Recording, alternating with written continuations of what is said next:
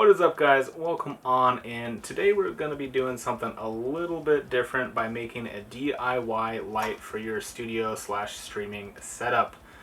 And I have to say, for under $35, it's a bright idea. Let's check it out.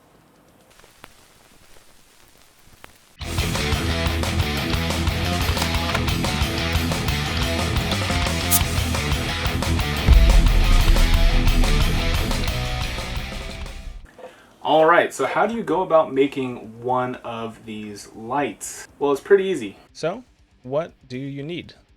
Well, first off, you need a clamp to help secure it to a photo stand, a dimmer switch, which will come in handy for photography, a power brick to power it, of course, some LEDs, make sure they are daylight, and a 14-inch or larger cake pan. Now, it's really easy just to apply these. All you gotta do is take it out of the packaging. Make sure they are daylight, by the way. I'll link down below to the ones that I used.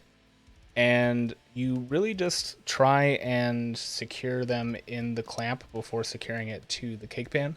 Now, you don't want it to be too tight or crimping the LED strip. There should be enough of a gap where you can make it so it's snug and won't fall out, but it can still move.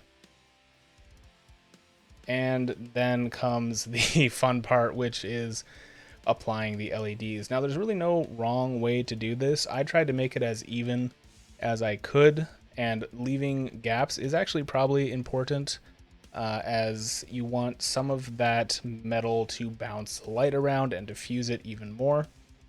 I was also a little bit wary of making one part of the light have too many LEDs compared to others, so I actually ended up trimming the LED strip. Only a little bit. I think I only ended up cutting off like 10 or 12 of the LEDs, but it's really easy to do. All you gotta do is find the cut marks indicated on the LED strips. Usually they are some solder point or copper circles, as you can see.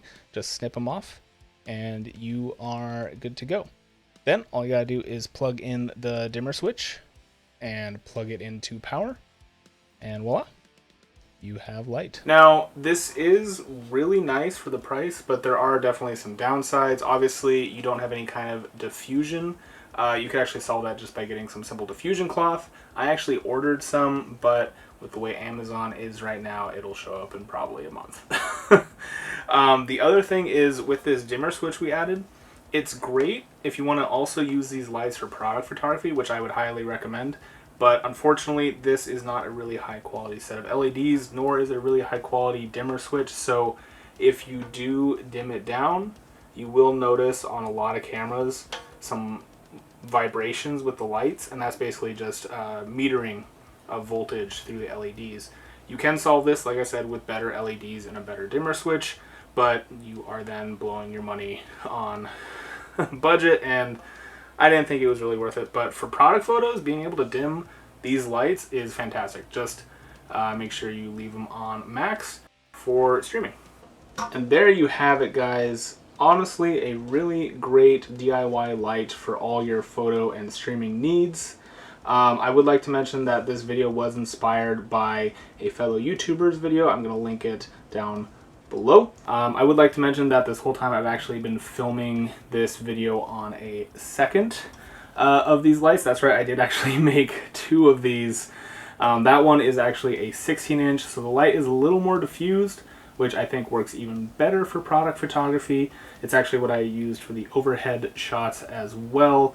And honestly, I really, really like these in my day-to-day setup. I don't think they're going to replace my current studio setup, but for these new standing background shot ones, I think they work absolutely fantastic. And I can't wait to get this one in rotation as well, because I know it is a little bit darker than it would be ideal. But now that I got a second pair of lights, I am ready to go. So if you guys like this video, make sure to hit that like button and subscribe. It means a lot to me.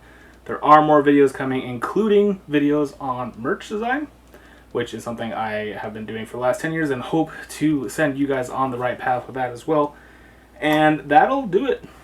Have a great rest of your day. Take care, and I'll see you next time.